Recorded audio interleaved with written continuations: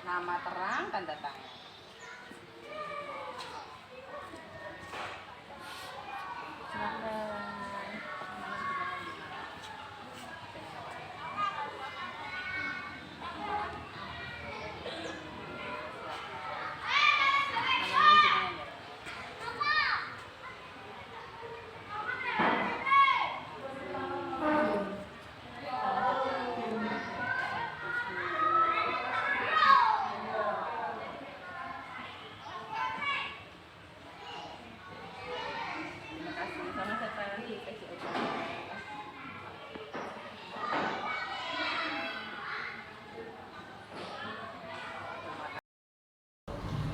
Assalamualaikum warahmatullahi wabarakatuh.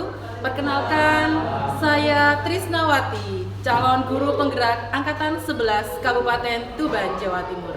Hari ini saya akan mengadakan kegiatan desiminasi positif dalam rangka modul 1.4 aksi nyata. Berikut kegiatan kami.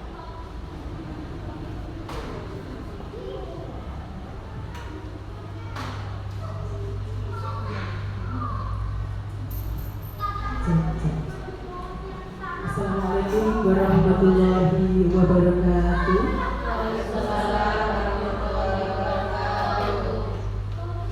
Yang saya hormati Kepala Sekolah UPT SD Negeri Kinting 1 dan yang saya hormati rekan-rekan guru UPT SD Negeri Kinting 1 yang berbahagia.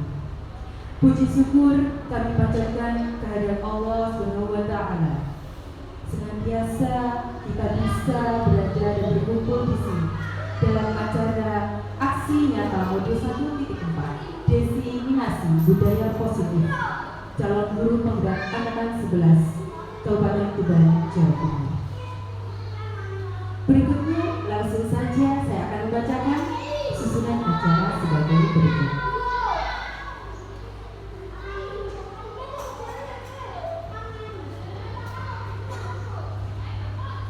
Sebelum kita masuk ke susunan acara, kami akan menjelaskan dulu tujuan dari kegiatan ini. Tujuan dari kegiatan ini adalah diselenggarakan untuk memotivasi guru dan warga sekolah untuk menerapkan budaya positif di lingkungan sekolah. Dengan susunan acara sebagai berikut. Yang pertama pembukaan, yang kedua sambutan, yang ketiga penyampaian materi, dan yang keempat adalah penutup.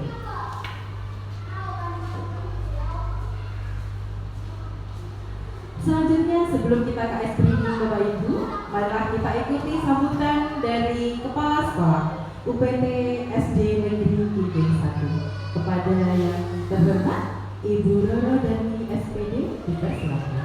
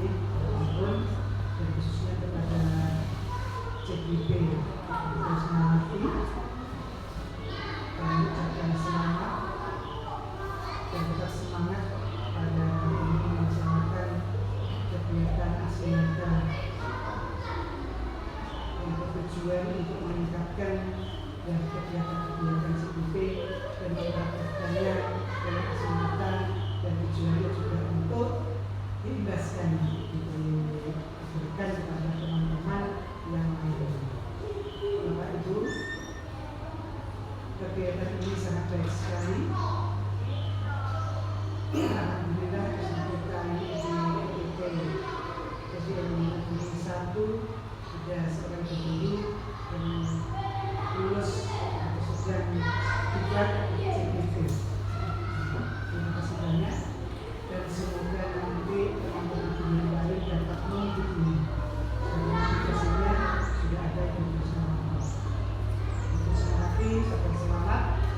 aksi nyata ini berjalan dengan sukses.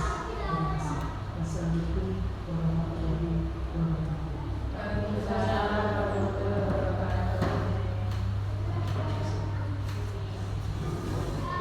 Diaturkan terima kasih kepada Ibu Kepala Sekolah, Ibu Roro dan atas sambutannya yang sangat luar biasa.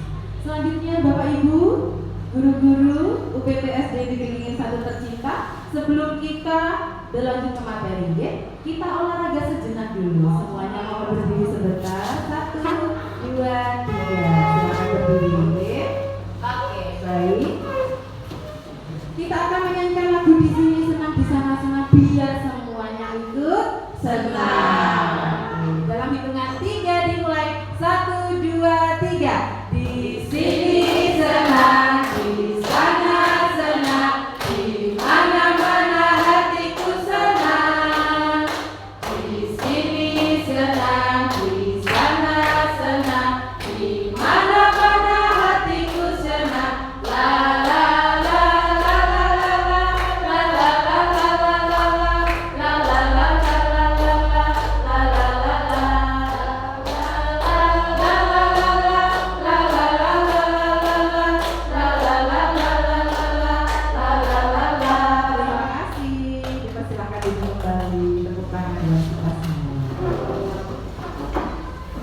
Baik, Bapak Ibu langsung saja kita ke materi, ya. Nah, sebelum kita ke materi, kita akan kesepakatan dulu, ya, seperti kita membuat biasanya di kelas kita, ya. Kita kesepakatan dulu. Ini namanya kesepakatan forum desiminasi. Yang pertama yaitu saling menghormati dan menghargai pendapat masing-masing. Kemudian yang kedua yaitu menjadi pendengar yang baik dan pemberi pendapat yang baik. Yang ketiga menjaga ketertiban dan keamanan selama acara berlangsung. Dan yang keempat menjaga kebersihan tempat forum. Ya, semoga kita semua bisa mengikuti kesepakatan forum desiminasi tersebut dengan baik. Selanjutnya, ya, alur kegiatan desiminasi kita terdiri dari 3 kegiatan, yaitu kegiatan yang pertama disiplin positif dan nilai-nilai kebajikan universal. Kemudian ada teori motivasi, hukuman dan penghargaan serta restitusi. Dan kita akan mengikuti kegiatan interaktif yang pertama, yaitu menuliskan 3 kata untuk sekolah dan menuliskan ekspektasi dan harapan sekolah impian kita.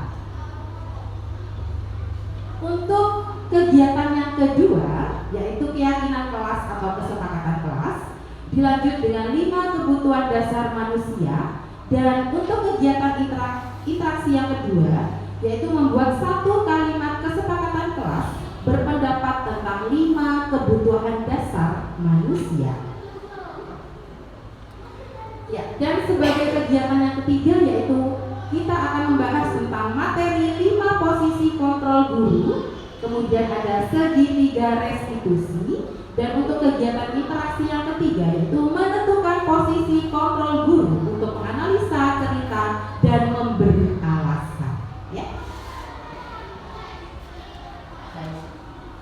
Langsung saja kita ke kegiatan pertama. Ya, yang pertama adalah alur kegiatan desiminasi.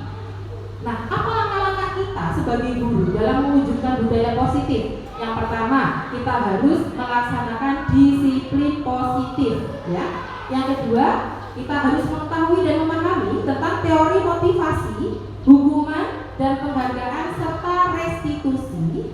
Kemudian yang ketiga yaitu kesepakatan kelas. Yang selanjutnya ada 5 posisi kontrol guru, dan yang terakhir adalah segitiga restitusi. Sebelum kita ke pemahaman dulu disiplin positif, saya akan menjelaskan dulu tentang pemahaman teori, ya. Pemahaman teori menurut Bapak Ki Hajar Dewantoro. Menurut Bapak Ki Hajar Dewantoro, di mana ada kemerdekaan, disitulah harus ada disiplin yang kuat. Sesungguh pun disiplin itu bersifat self-disiplin, yaitu kita sendiri yang mewajibkan kita dengan sekeras-kerasnya. Tetapi itu sama saja, sebab jikalau kita tidak cakap melakukan self-disiplin, wajiblah penguasa lain mendisiplinkan kita sendiri. Dan peraturan demikian itu harus ada di dalam suasana yang merdeka. Kalimat ini dikutip oleh Ki Hajar Dewantoro lewat pemikiran konsepsi keteladanan sikap merdeka cetakan kelima 2013 pada halaman 470. Disiplin diri dapat membuat seseorang menggali potensinya menuju kepada sebuah tujuan yang mulia, yaitu sesuatu yang dihargai dan bermakna. Dengan kata lain, disiplin diri juga mempelajari bagaimana cara kita mengontrol diri dan bagaimana menguasai diri untuk memilih tindakan yang mengacu pada nilai-nilai yang kita hargai agar tercapai tujuan mulia yang diinginkan. Disiplin positif juga harus berlandaskan oleh profil pelajar Pancasila, di mana profil pelajar Pancasila ini terdiri dari 5 elemen. Yang pertama, beriman dan bertakwa kepada Tuhan Yang Maha Esa dan berakhlak mulia. Yang selanjutnya yaitu bernalar kritis, berkebinekaan global, bergotong royong, mandiri, serta kreatif.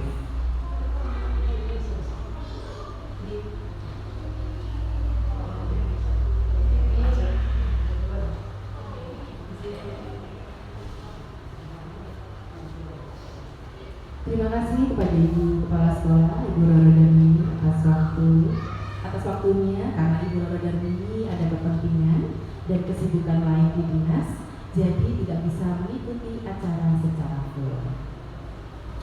Baik, kita lanjutkan ke materi selanjutnya, yaitu nilai kebajikan universal.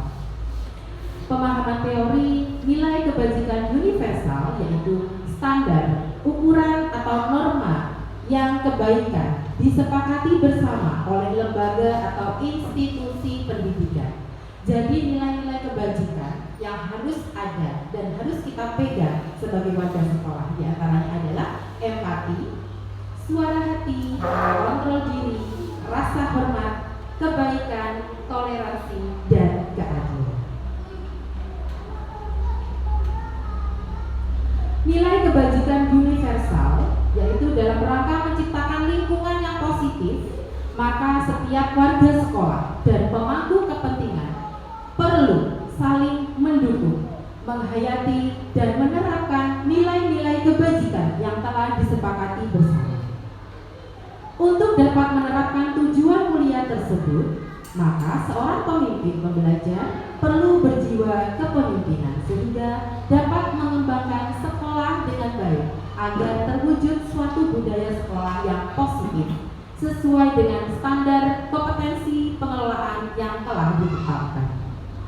Tujuan mulia dari penerapan disiplin positif adalah agar terbentuk murid-murid yang berkarakter, berdisiplin, santun, jujur, peduli, bertanggung jawab, dan merupakan pembelajar sepanjang hayat sesuai dengan standar kompetensi lulusan yang diharapkan.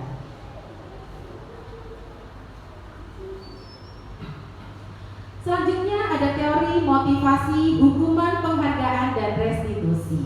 Nah, ada 3 motivasi perilaku manusia, Bapak Ibu. Yang pertama, untuk menghindari ketidaknyamanan atau menghindari hukuman.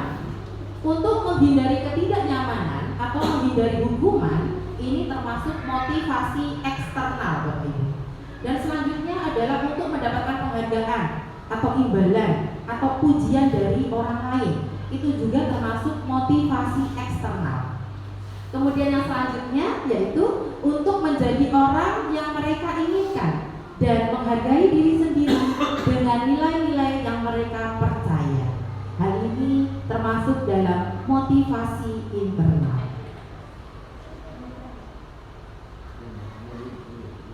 Nah, sekarang kita menuju ke tujuan dari disiplin positif. Tujuan dari disiplin positif adalah menanamkan motivasi yang ketiga pada murid-murid kita. Apa motivasi ketiga pada murid-murid kita tadi, Bapak Ibu? Motivasi ketiga yaitu menjadi orang yang mereka inginkan dan menghargai diri sendiri. Jadi kita berusaha agar murid-murid kita membentuk karakter yang nomor 3 tersebut, ya, untuk menjadi orang yang mereka inginkan memperhatikan dan menghargai diri sendiri dengan nilai-nilai yang mereka percaya.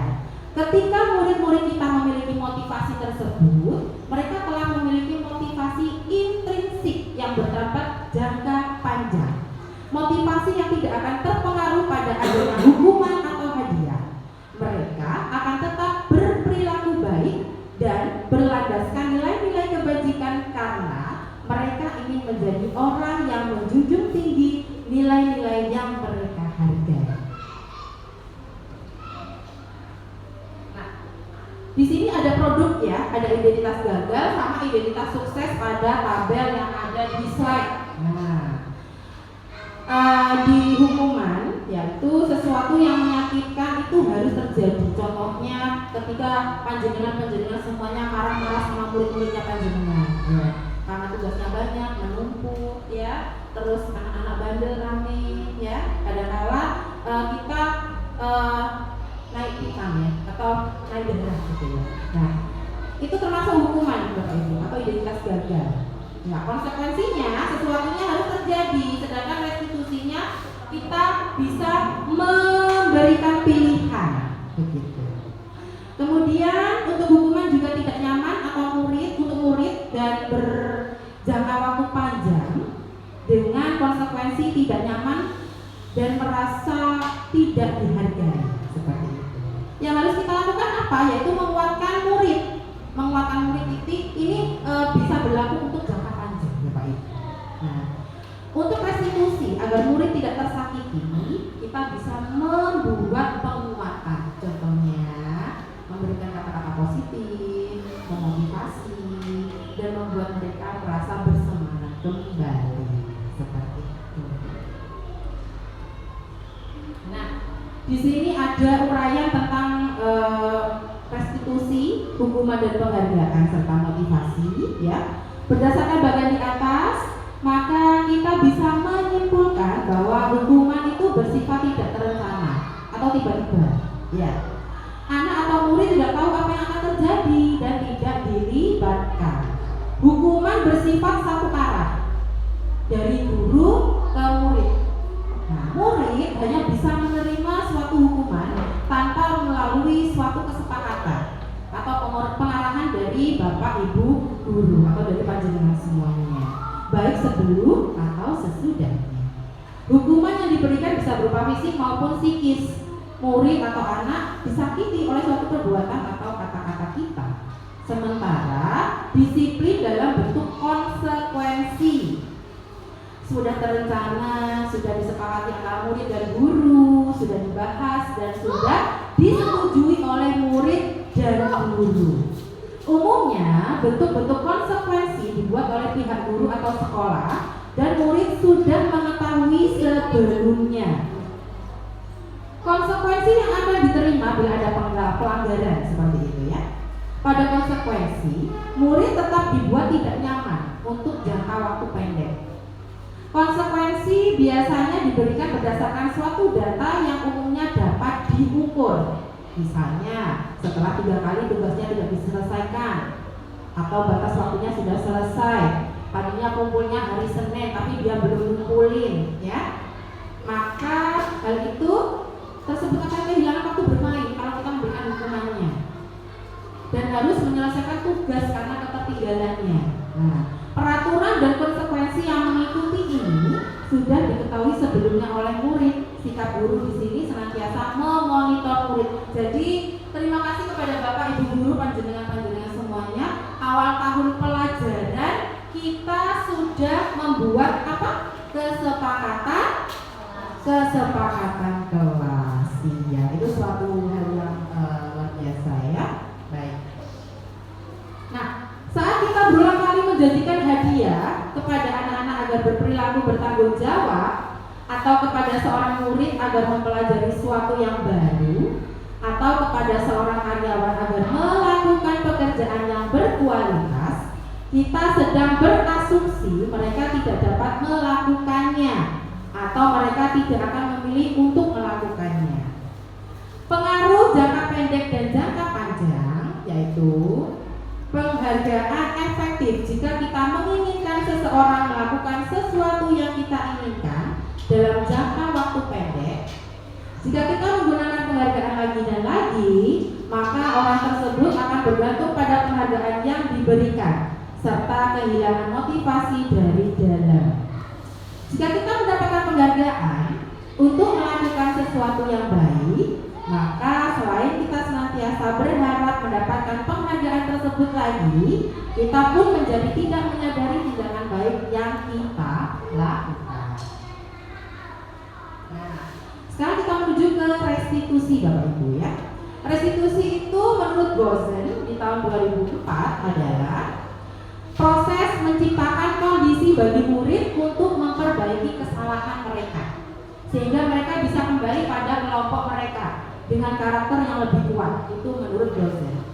Nah, restitusi itu sendiri yaitu proses kolaboratif. Apa itu kolaboratif? Yaitu bekerja sama atau bergotong royong untuk mengajarkan murid mencari solusi sebuah masalah dan membantu murid berpikir tentang orang seperti apa yang mereka inginkan dan bagaimana mereka harus memperlakukan orang lain. Nah, melalui pendekatan restitusi, ketika murid berbuat salah, guru akan menanggapi dengan mengajak murid berefleksi tentang apa yang dapat mereka lakukan untuk memperbaiki kesalahan mereka sehingga mereka menjadi pribadi yang lebih baik dan menghargai dirinya. Jadi diajak komunikasi Bapak Ibu ya. Nah, ciri-ciri restitusi yaitu restitusi bukan untuk menebus kesalahan, namun untuk belajar dari kesalahan. Restitusi itu memperbaiki hubungan. Hubungan siapa? Hubungan antara kita dan murid kita, hubungan antara murid kita dengan temannya, atau hubungan kita sesama guru di UPT SJN Kinting 1 ya. Restitusi itu adalah tawaran, bukan paksaan. Nah, restitusi itu menuntun untuk melihat ke dalam diri. Restitusi juga fokus pada karakter, bukan pada tindakan. Nah, restitusi itu menguatkan dan fokus pada solusi serta mengembalikan murid yang berbuat salah kepada kelompoknya. Jadi tidak dikucilkan Bapak Ibu, tetapi mengembalikan kepada kelompoknya sehingga mereka bisa bekerja sama lagi dan berkolaborasi lagi. Oke, sekarang kita menuju ke kegiatan interaksi 1 Bapak Ibu. Di situ sudah saya sediakan sticky note, tolong dibuka sticky note-nya, dibagikan satu lembar kepada Bapak Ibu. Nah, tugas panjenengan apa? Tugas panjenengan adalah Bapak Ibu, mari kita refleksi kembali tentang materi disiplin positif dan nilai-nilai kebajikan universal. Lalu kita ingat kembali tentang materi motivasi, hukuman, penghargaan, dan restitusi. Sekarang mari bersama-sama kita menuliskan 3 kata untuk sekolahan kita. Serta tuliskan ekspektasi dan harapan kita sebagai pendidik. Panjenengan sebagai guru-guru yang hebat mau berekspektasi apa tentang sekolah kita dengan 3 kata untuk sekolah kita ya. Lalu silakan ditulis di sticky notes. Kemudian tuliskan jawaban panjenengan semua. Lalu kita akan tempel di papan yang telah disediakan. Nanti papannya ada di sebelah sini Bapak Ibu. Oke, terima kasih. Silakan dituliskan. Oke, Ibu Lis, iya. Ibu Lis ini guru kelas 1. Ibu Lis jawabannya apa ini?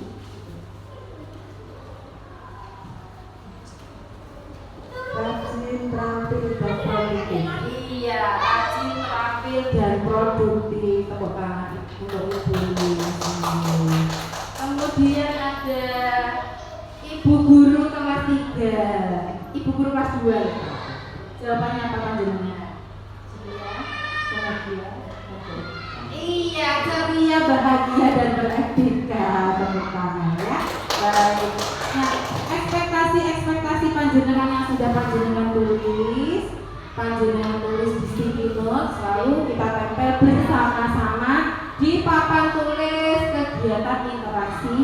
satu sambil menunggu Bapak Ibu guru yang lain selesai menulis, ya.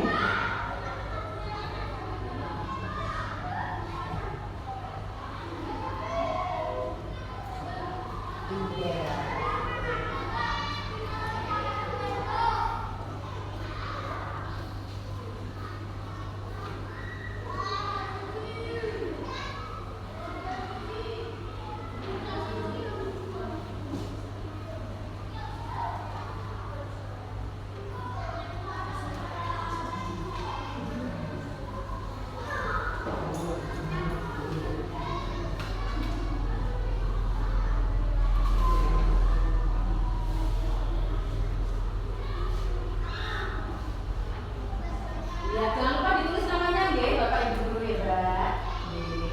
Ditulis namanya.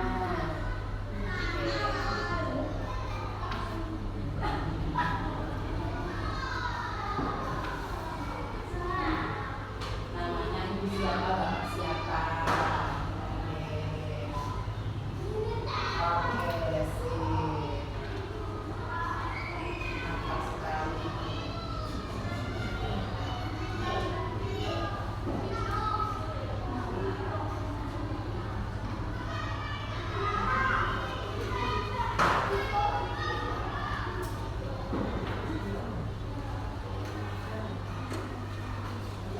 Iya, bentar.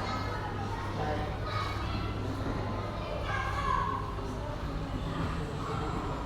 Oke, Bapak Ibu, terima kasih atas jawabannya. Silakan ditempelkan di kegiatan interaksi 1, monggo.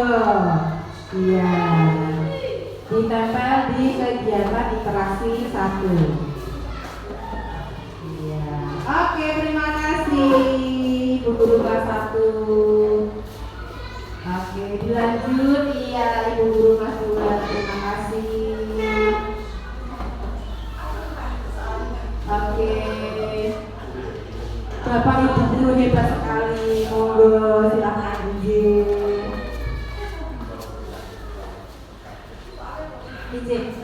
Pak Selamat, saya bantu menempelkan, ya. 3 kata untuk sekolah kita. Iya.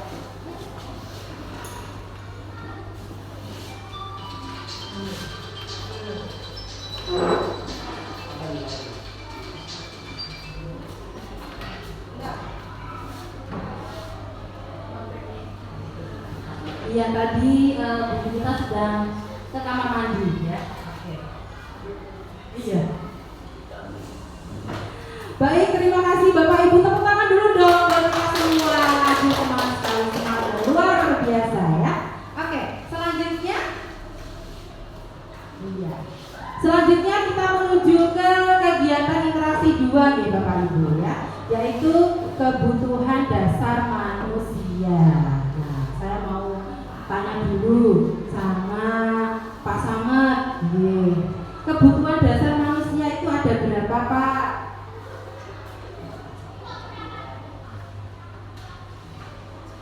Manusia ada 5. Iya. Oke, yang pertama. Penguasaan, kasih sayang dan rasa, diterima, kesenangan, kebebasan, dan bertahan. Iya, tepuk tangan dong. Pertama. Terima kasih. Terima kasih Pak Selamat. Jadi kebutuhan dasar manusia itu ada 5. Yang pertama yaitu kebutuhan bertahan hidup. Kalau kebutuhan bertahan hidup itu berarti contohnya apa ya? Seperti makan, kemudian minum, sandal, pangan, papan. Iya, terima kasih. Kemudian selanjutnya ada penguasaan, ya. Kebutuhan dasar manusia penguasaan. Kemudian ada kasih sayang dan rasa diterima, ada kesenangan dan ada kebebasan. Nah, apakah kita harus memahami semua itu Bapak Ibu? Yes, of course, ya. Kita harus memahami semua itu. Nah, yang pertama yaitu kebutuhan bertahan hidup atau survival. Apa itu? Yaitu kebutuhan yang bersifat fisiologis atau berhubungan dengan fisik kita. untuk bertahan hidup, misalnya kesehatan, rumah, dan makanan. Kebutuhan biologis sebagai bagian dari proses reproduksi, termasuk kebutuhan untuk tetap bertahan hidup. Komponen psikologis pada kebutuhan ini meliputi kebutuhan akan perasaan aman. Ya. Selanjutnya ada kasih sayang dan rasa diterima, yaitu kebutuhan untuk diterima, Bapak Ibu. Kebutuhan ini dan 3 kebutuhan berikutnya adalah kebutuhan psikologis. Kebutuhan untuk disayangi dan diterima meliputi kebutuhan akan hubungan dan koneksi sosial. Jadi hubungan kita dengan orang lain. Kebutuhan untuk memberi dan menerima kasih sayang, dan kebutuhan untuk merasa menjadi bagian dari suatu kelompok. Ya. Nah, selanjutnya yang ketiga yaitu kebutuhan dasar manusia. Yang ketiga yaitu penguasaan, yaitu kebutuhan pengakuan atas kemampuan. Kebutuhan ini berhubungan dengan kekuatan untuk mencapai sesuatu, menjadi kompeten, menjadi terampil, diakui atas prestasi dan keterampilan kita, didengarkan dan memiliki rasa harga diri. Kebutuhan ini meliputi keinginan untuk dianggap berharga, bisa membuat perbedaan, bisa membuat pencapaian, kompeten, diakui dan dihormati. Ini meliputi self esteem, ya Bapak Ibu, dan keinginan untuk meninggalkan pengaruhnya. Ya. Nah, yang keempat yaitu kebutuhan untuk bebas, tapi bukan kebablasan. Ya. Kebutuhan akan kemandirian, otonomi, memiliki pilihan dan mampu mengendalikan arah hidup seseorang. Anak-anak dengan kebutuhan kebebasan yang tinggi menginginkan pilihan. Mereka perlu banyak bergerak, suka mencoba-coba, tidak terlalu terpengaruh orang lain, dan senang mencoba hal baru dan menarik. Pasti di setiap kelasnya ada anak yang seperti ini, betul? Ya. Itu memang kebutuhan dasar manusia. Nah, yang terakhir adalah kebutuhan akan kesenangan. Kebutuhan akan kesenangan adalah kebutuhan untuk mencari kesenangan, bermain dan tertawa. Bayangkan hidup tanpa kenikmatan apapun, betapa menyedihkan. Blaser menghubungkan kebutuhan akan kesenangan dengan belajar. Semua hewan dengan tingkat intelijensi yang tinggi, yaitu contohnya anjing, lumba-lumba, primata, dan lain-lain. Nah, itu semua termasuk dalam kegiatan bermain, Bapak Ibu. Jadi kegiatan bermain itu bisa mengundang kebahagiaan, kesenangan, dan gelak tawa. Ini kebanyakan di pelajarannya Pak Bagio di PJOK. Betul? Iya. Dunia berkualitas Anda adalah tempat khusus dalam pikiran Anda. Tempat Anda menyimpan gambaran representasi dari semua yang Anda inginkan. Bisa berisi orang-orang, hal-hal dan apa saja yang terbaik dalam hidup Anda, dan membuat Anda merasa bahagia dan terpenuhi kebutuhan dasar Anda. Ya, itu adalah kebutuhan dasar manusia dengan ciri-ciri kebutuhan manusia yang sangat kompleks dan kompeten. Ya. Sekarang materi selanjutnya yaitu keyakinan kelas atau kesepakatan kelas. Tadi saya sudah bertanya, siapa yang sudah melaksanakan keyakinan kelas atau kesepakatan kelas di kelasnya masing-masing? Oh iya, semuanya.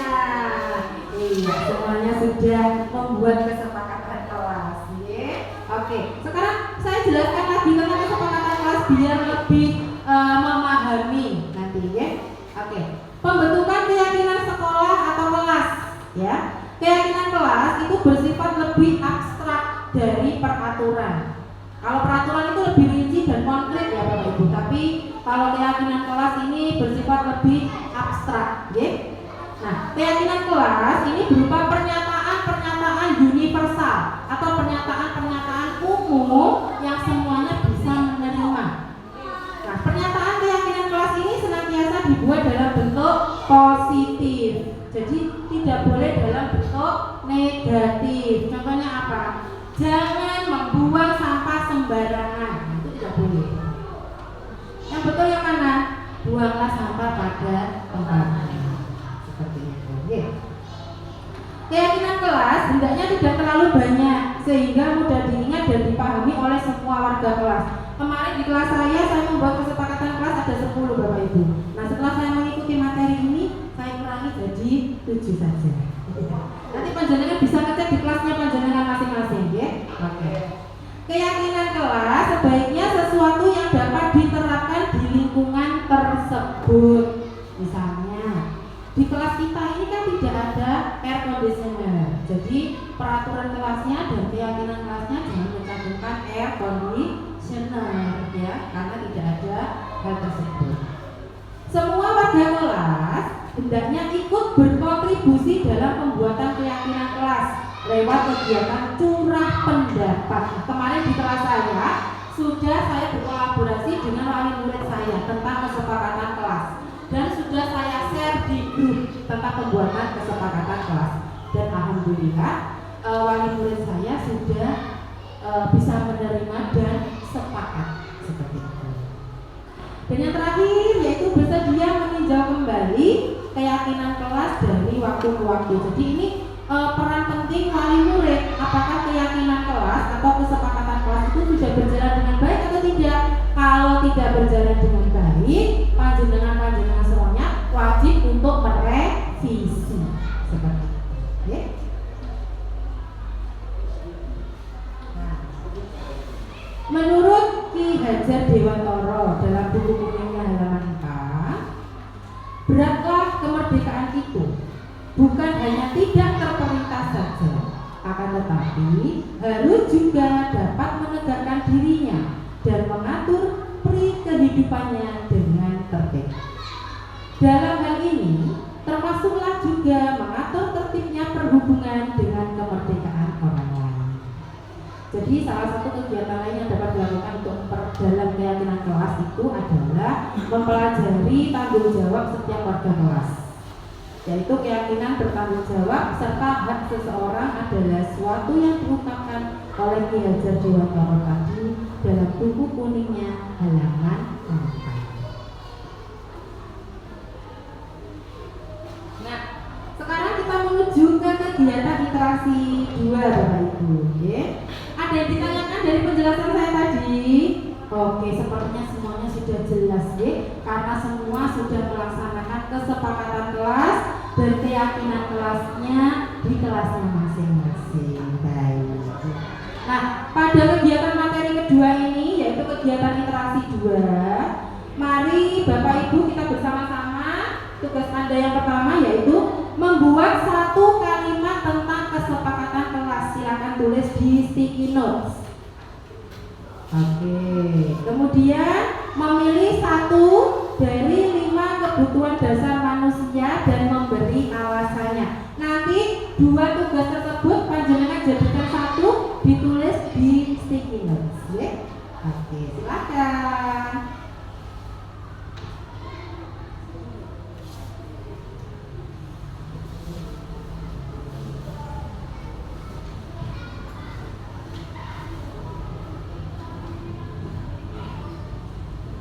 Dengan kegiatan literasi 2. Iya.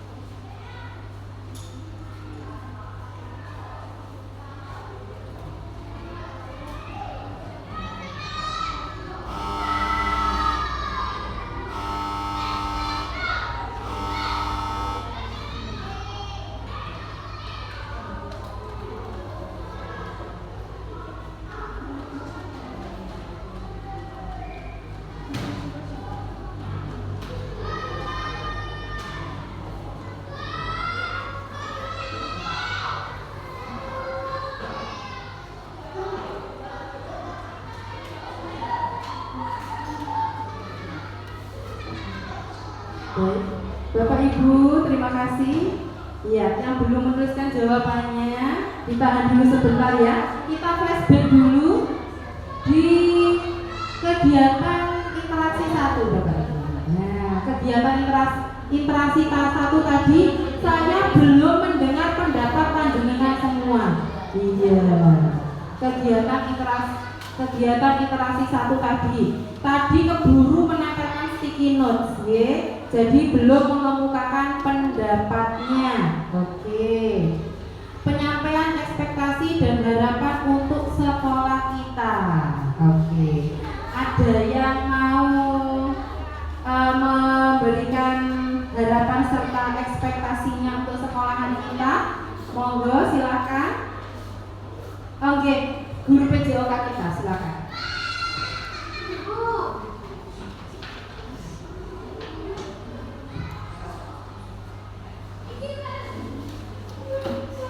Terima kasih Bu Krisna.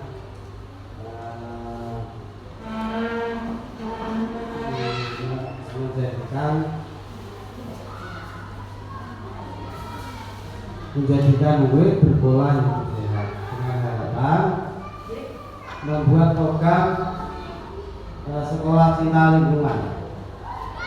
Terima kasih. Iya, tepuk tangan dulu dong. Oke, selanjutnya siapa mau berpendapat? Oke, guru kelas 2.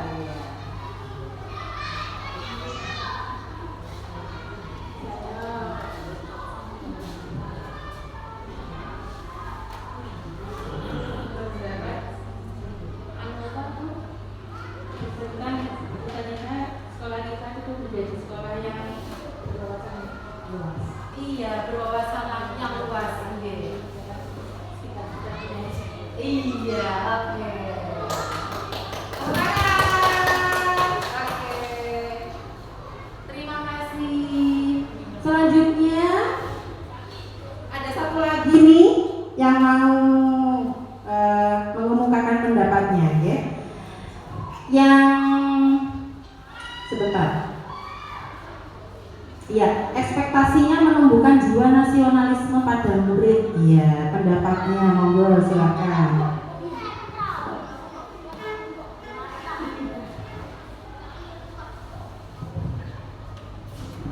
Menjaga keutuhan NKRI dengan program Cinta Tanah Air. Iya, tepuk tangan dulu dong. Iya. Menjaga keutuhan NKRI, ya itu sangat baik sekali karena terus terang dengan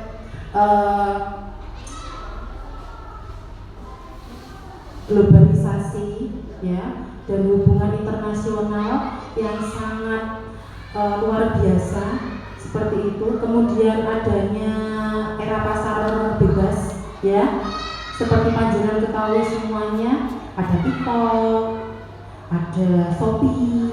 Nah, kita semua harus mengutamakan persatuan dan kesatuan kita, ya, seperti itu Bapak Ibu. Terima kasih, tepuk tangan dulu dong buat Bapak Guru hebat. Tadi ada guru PJOK, guru kelas 2, guru kelas 3. Wah, semuanya luar biasa, ya.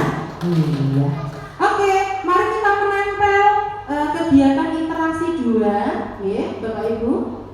Kegiatan interaksi 2. Sebelum kita menempel kegiatan interaksi 2, saya ingin mendengarkan pendapatnya panjenengan semuanya, ya. Oke, di kegiatan interaksi 2 ini dengan tugas kita bersama yaitu membuat satu kalimat tentang kesepakatan kelas, sama memilih 1 dari 5 kebutuhan dasar manusia serta memberi alasannya. Oke, ada di kegiatan interaksi 2. Nah, kegiatan interaksi 2 ini nanti ada pendapat individu sama pendapat kelompok, ya Bapak Ibu. Oke, monggo silakan yang mau berpendapat dulu. Saya mau minta pendapatnya untuk kebutuhan dasar manusia. Monggo silakan, ada yang mau berpendapat? Ibu guru. Ya,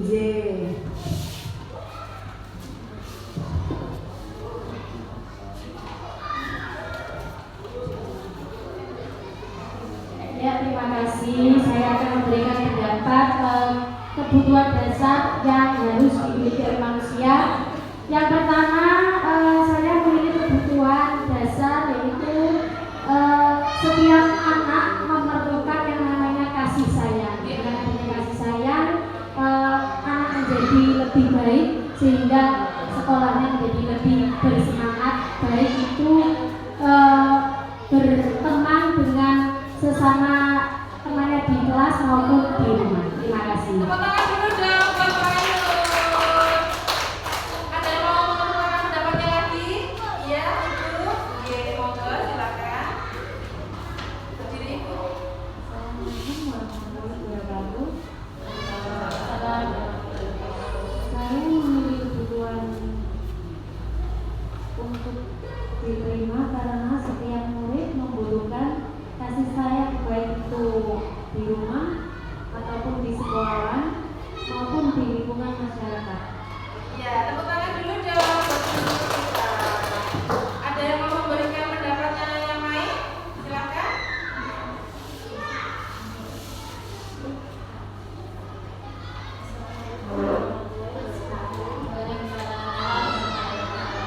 Saya berpendapat kebutuhan dan kesenangan orang murid yang bahagia menjadikan generasi yang berjiwa dan berkarakter kuat. Iya, berjiwa dan berkarakter kuat seperti profil pelajar Pancasila. Oke. Ada yang mau memberikan pendapatnya lagi? Monggo, silakan. Tidak usah malu-malu, kita kan akan sendiri gitu. Iya. Iya, dari kelompok siapa?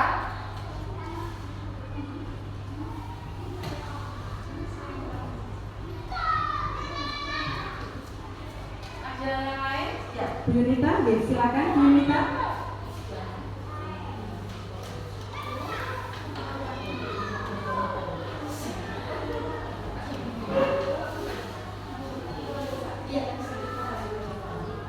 Ya, Assalamualaikum warahmatullahi wabarakatuh.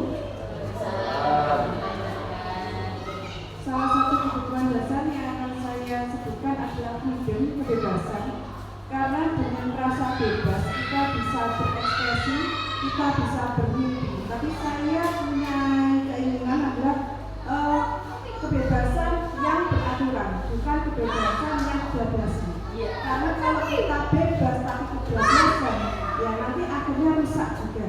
Kebebasan yang beraturan itulah nanti yang akan mengatur kita, membuat kita bisa bermimpi, meraih cita-cita menjadi lebih baik lagi di masa depan. Terima kasih. Luar biasa sekali jawaban dari Bu Yunita. Satu lagi. Ya, halo. Satu lagi ya. Siapa yang mau? Iya, Monggo.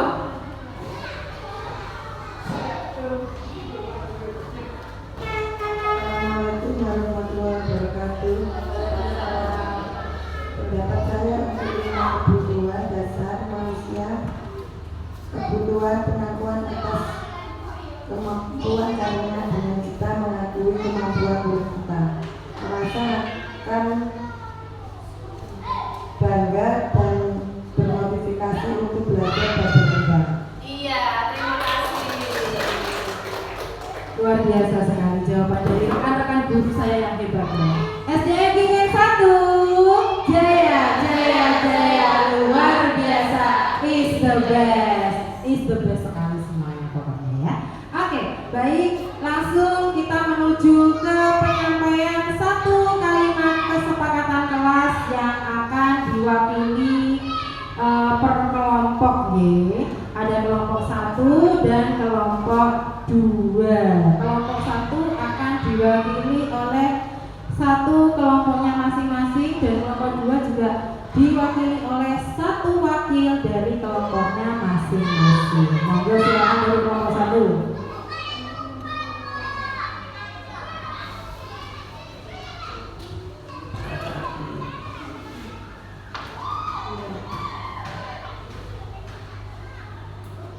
Untuk kelompok kelas 1 mendapatkan dan sapa karena sebagai identitas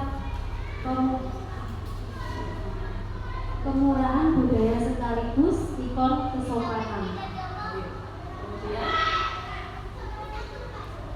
Terima kasih atas waktunya yang disampaikan. Kami dari kelompok 1 mendapatkan ucapan selamat dan sapaan karena sebagai identitas ketimuran budaya sekaligus ikon kesopanan.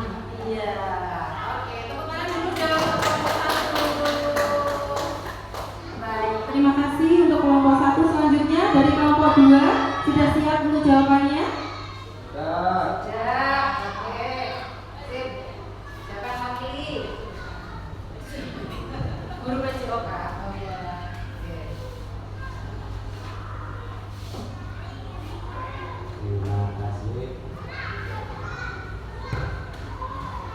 Terima kasih atas waktu yang disampaikan kami dari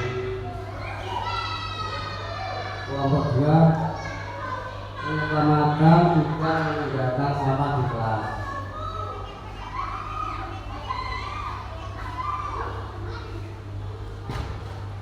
Sebagai upaya menunjukkan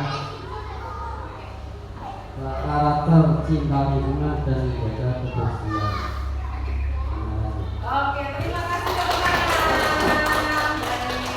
Luar biasa jawaban dari kelompok 1 dan kelompok 2. Oke. Kalau kelompok 1 tadi mengutamakan tentang persatuan dan kesatuan dan juga menumbuhkan karakter, bukan begitu, Bu? Iya.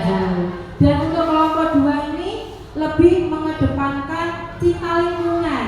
Iya, sesuai dengan tadi yang kesepakatan kelas dan 3 kalimat untuk sekolahan kita. Baik, selanjutnya silakan tempelkan jawaban panjenengan semuanya di sticky note dan ditempel di papan tulis. Silakan.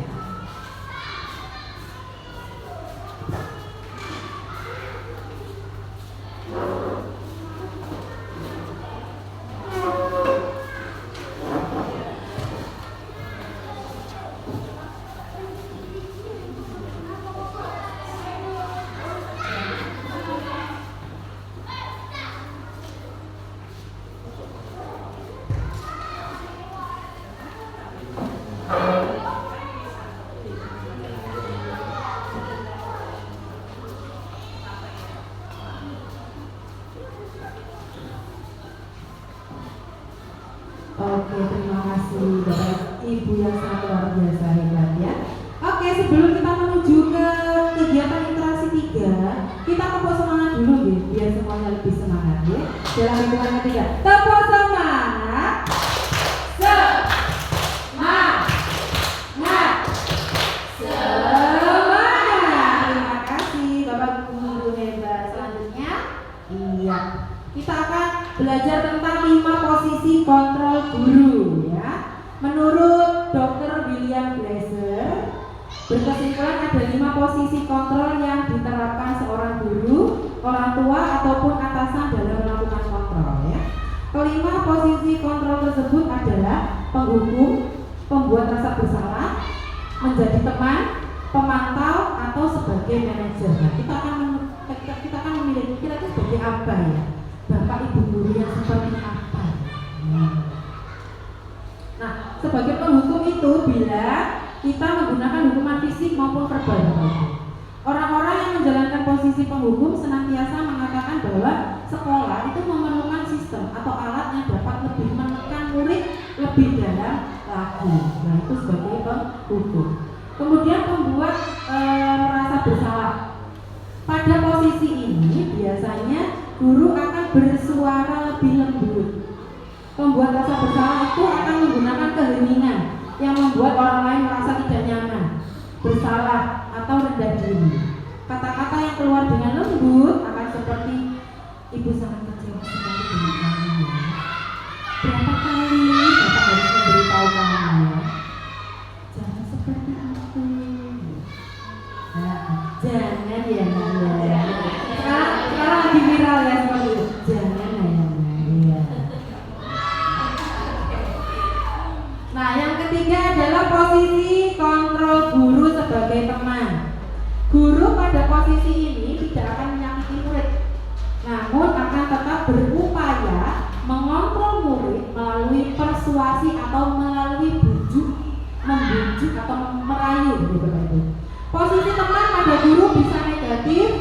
ataupun positif. Positif di sini berupa hubungan baik yang terjalin antara guru dan murid. Guru di posisi teman menggunakan hubungan baik dan humor untuk mempengaruhi seseorang, ya. Dan yang selanjutnya yaitu posisi pemantau. Memantau berarti mengawasi. Pada saat kita mengawasi, kita bertanggung jawab atas perilaku orang-orang yang kita awasi, Bapak Ibu. Nah, posisi pemantau ini berdasarkan pada peraturan-peraturan dan konsekuensinya. Yang terakhir adalah sebagai manajer, ya. Posisi terakhir manajer yaitu di mana posisi guru berbuat sesuatu bersama dengan murid, mempersilahkan murid mempertanggungjawabkan perilakunya, mendukung murid agar dapat menemukan solusi atas permasalahannya sendiri. Seorang manajer telah memiliki keterampilan di posisi teman maupun pemantau, dan dengan demikian bisa jadi di waktu-waktu tertentu kembali kepada kedua posisi tersebut bila diperlukan. Nah, sebagai upaya untuk mensukseskan posisi kontrol guru kita memakai segitiga restitusi, yaitu memvalidasi tindakan yang salah, menanyakan keyakinan kelas kita, dan menstabilkan identitas.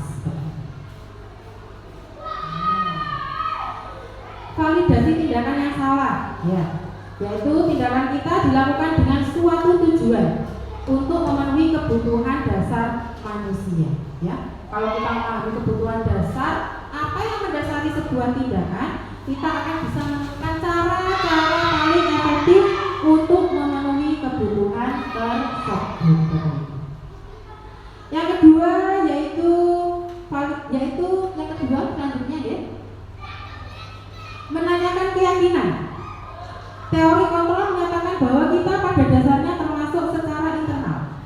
Ketika identitas sukses telah tercapai di tahap yang pertama dan tingkat waktu yang telah divalidasi di tahap yang kedua, maka anak akan siap untuk dihubungkan dengan nilai-nilai yang dia percaya dan berpindah menjadi orang yang dia inginkan. Nah, oke, sekarang tugas kita bersama. Di situ ada kasus 1, Bapak Ibu. Kasus 1, kegiatan interaksi ketiga kita. Di situ ada pertanyaan, ya. Kasus 1, Bu Ani adalah seorang guru kelas 5 yang bersemangat menerapkan budaya positif di kelasnya. Suatu hari saat pelajaran matematika, Andi, salah satu muridnya, terus mengganggu teman-temannya. Bu Ani merasa kesal dan ingin segera menghentikan perilaku Andi. Nah, silakan dibahas di kelompoknya masing-masing. Saya sudah sediakan di kertas masing-masing untuk soalnya, ya. Panjenengan bisa langsung menulis jawabannya di kertas yang sudah tersedia. Kemudian kasus yang kedua ada Bu Dewi. Bu Dewi adalah guru bahasa Indonesia kelas 8 yang dikenal sabar dan penyayang.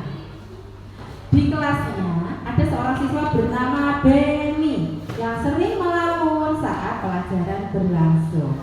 Bu Dewi sudah beberapa kali mencoba mengajak Beni untuk lebih fokus, namun hasilnya tidak terlalu signifikan. Suatu hari, saat sedang menjelaskan materi tentang puisi, Bu Dewi melihat Beni kembali melamun. Kali ini Bu Dewi memutuskan untuk tidak langsung menegurnya. Setelah selesai menjelaskan materi, Bu Dewi menghampiri Beni dan mengajaknya berbicara secara pribadi. Bu Dewi berkata, "Beni, Bu Dewi memperhatikan kamu kok sering melamun saat pelajaran. Ada yang sedang dipikirkan, ya?" tanya Bu Dewi. Beni tampak ragu-ragu, namun akhirnya ia menceritakan bahwa ia sedang sedih karena ayahnya baru saja kehilangan pekerjaan. Beni merasa khawatir dengan kondisi keluarganya. Mendengar cerita Beni, Bu Dewi merasa sangat empati. Bu Dewi kemudian mengajak Beni untuk berbicara tentang puisi yang baru saja mereka pelajari. Bu Dewi menghubungkan isi puisi dengan perasaan sedih yang sedang dialami Beni. Setelah percakapan itu, Beni terlihat lebih bersemangat dan pelajaran dengan baik. Ia bahkan berani untuk menyampaikan pendapatnya tentang puisi tersebut. Monggo Bapak Ibu sekarang berkelompok, silakan dikerjakan. Ada kasus 1 dan kasus 2. Silakan ditulis di lembar kerja yang sudah disediakan. Lalu silakan berpendapat untuk mewakili kelompoknya masing-masing.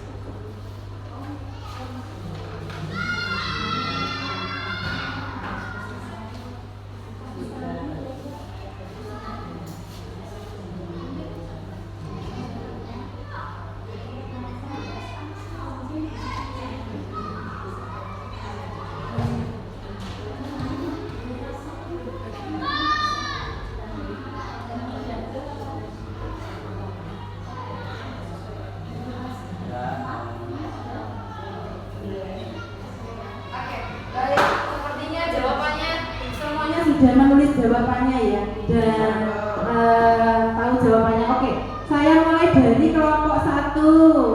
Kelompok 1 monggo silakan.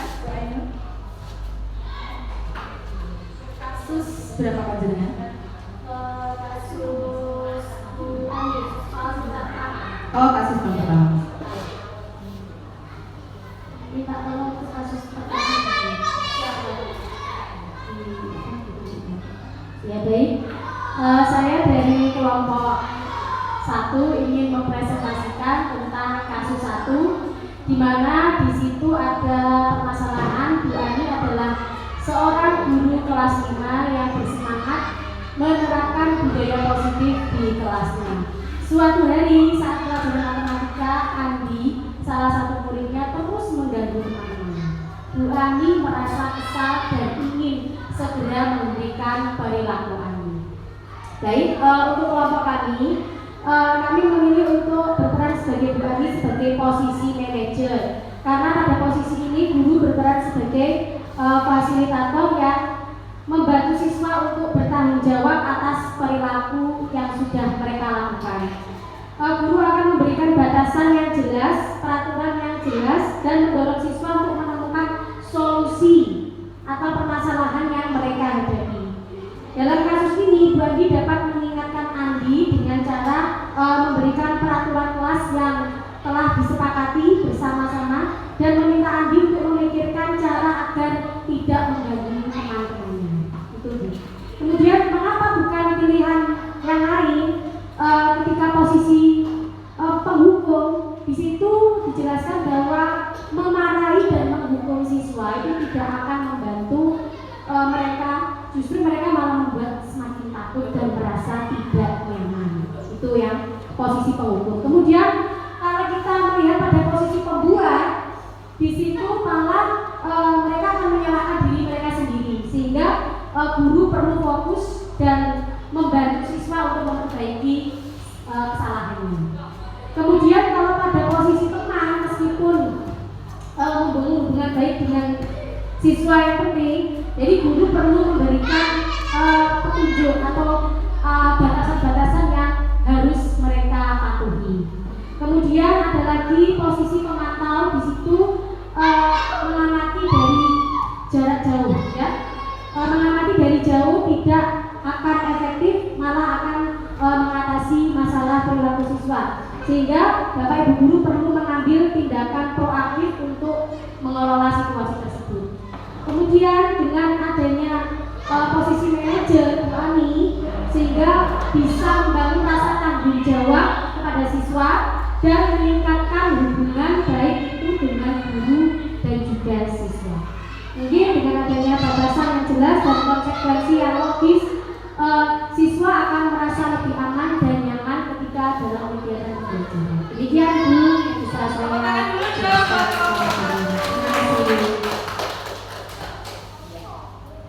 Terima kasih jawaban yang sangat luar biasa dari kelompok 1 ya. Langsung saja kita ke kelompok 2 dengan kasus 2. Monggo. Siapa yang mewakili silakan.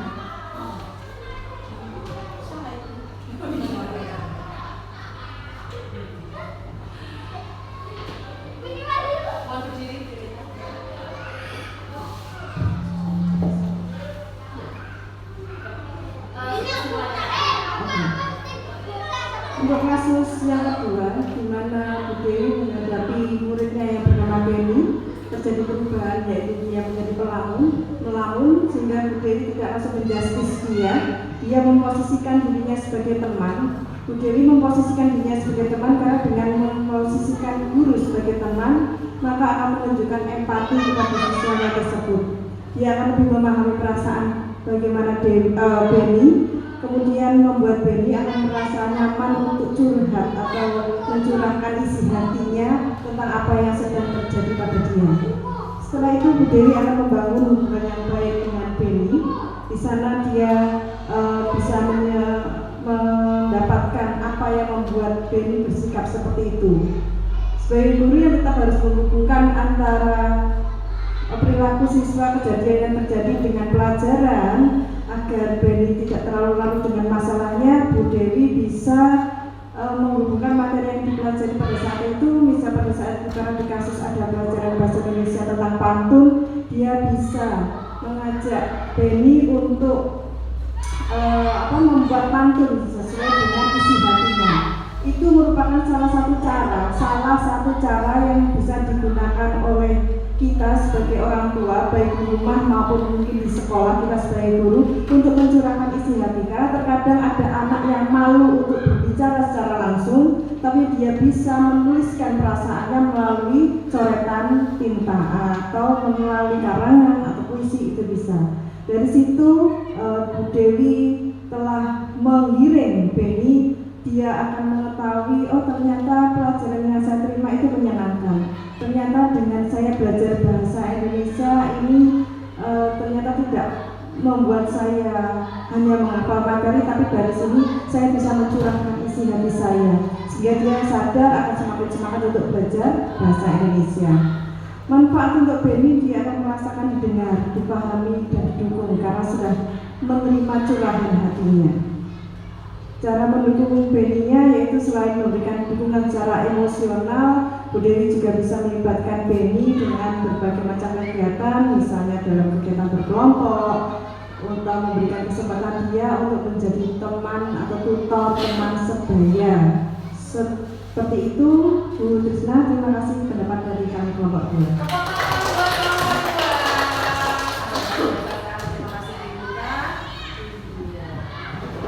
Alhamdulillah saya mempunyai rekan-rekan guru yang sangat luar biasa semuanya di sini. Ya? Oke. Nah, saatnya kita ke sesi tanya jawab dan refleksi. Siapa yang mau tanya? Monggo. Monggo. Bapak Bagio Guru PJK.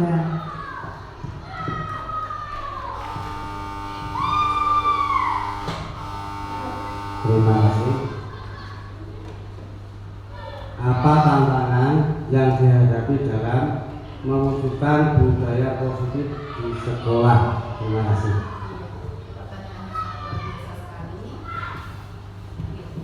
Ya, tantangan untuk menerapkan budaya positif memang ini sangat sulit, tapi yang pertama kita ada 3 tahapan ya, Bapak, terutama rekan-rekan guru juga, yaitu tahap persiapan, tahap perencanaan, tahap pelaksanaan, dan tahap evaluasi. Untuk tahap perencanaan kita berkolaborasi bersama, bekerja sama, bergotong royong.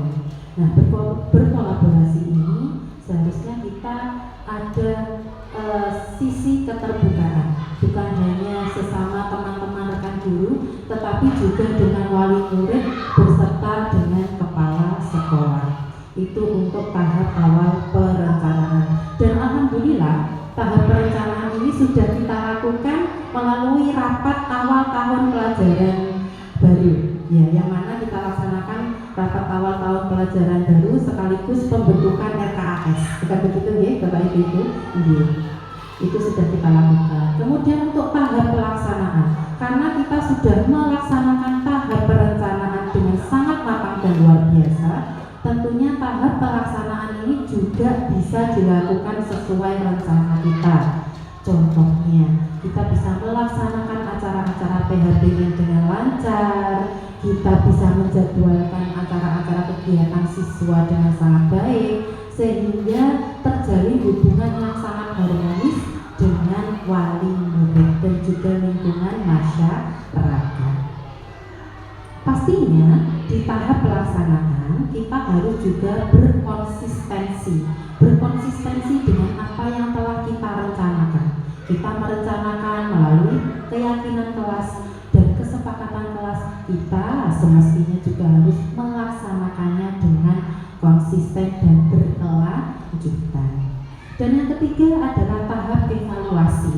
Tahap evaluasi di mana kita setiap bulan ada rapat dewan guru.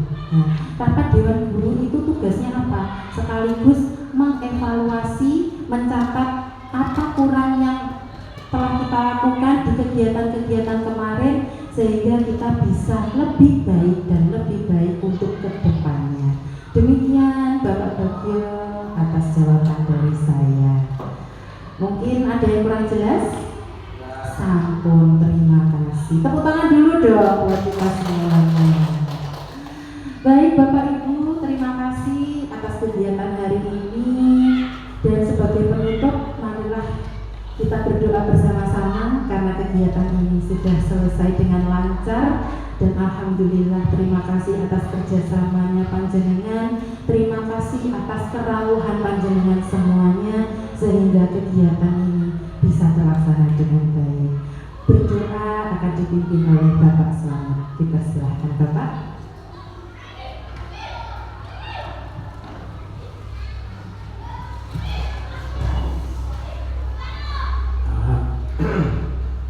Alhamdulillah acara hari ini berjalan dengan sukses dan lancar. Semoga ibu-ibu yang mengikuti dengan ikhlas acara ini mendapat berkah dari Tuhan yang Maha Kasih. Al-Fatihah.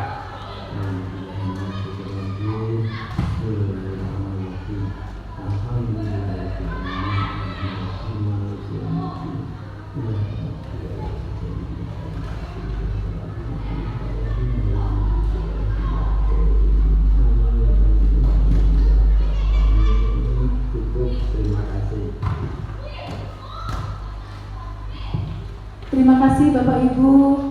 Saya akhiri. Wassalamualaikum warahmatullahi wabarakatuh. SDN Kinjeng 1. Tepuk tangan.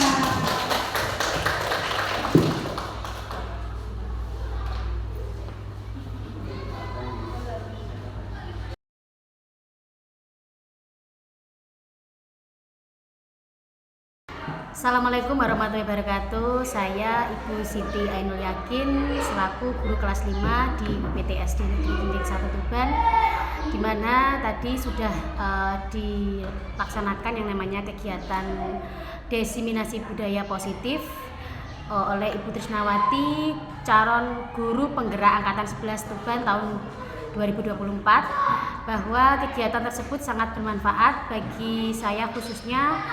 Bapak Ibu guru lebih memahami apa itu yang namanya diseminasi budaya positif serta memperkenalkan yang namanya kesepakatan kelas atau peraturan kelas sehingga anak-anak bisa lebih terarah dalam memahami budaya positif itu sendiri. Semoga kedepannya kegiatan ini bisa dikembangkan menjadi lebih baik lagi. Terima kasih. Wassalamualaikum warahmatullahi wabarakatuh. Perkenalkan, saya Yunita Rahayu, guru kelas 6 UPT SD Negeri 1 Tuban.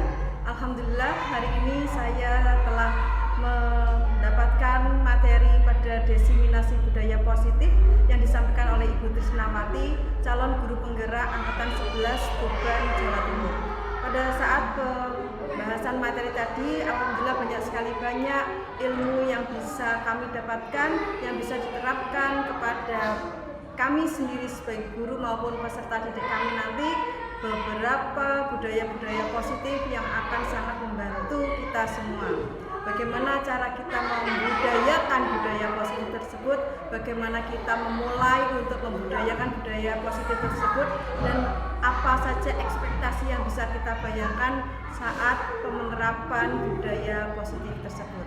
Terima kasih, sekian dari saya. Wassalamualaikum warahmatullahi wabarakatuh. Assalamualaikum warahmatullahi wabarakatuh. Nama saya Suci Zuliawati, guru PAI di UPT SD Negeri Kinggeng 1 Tuban. Alhamdulillah hari ini kami telah mengikuti diseminasi budaya positif dari Bu Trisnawati sebagai CGP Angkatan 11. Dari ilmu dan materi yang disampaikan hari ini, alhamdulillah kami semua mendapatkan ilmu yang sangat banyak sekali. Semoga kita semua bisa mempraktekannya dengan baik. Terima kasih. Wassalamualaikum warahmatullahi wabarakatuh.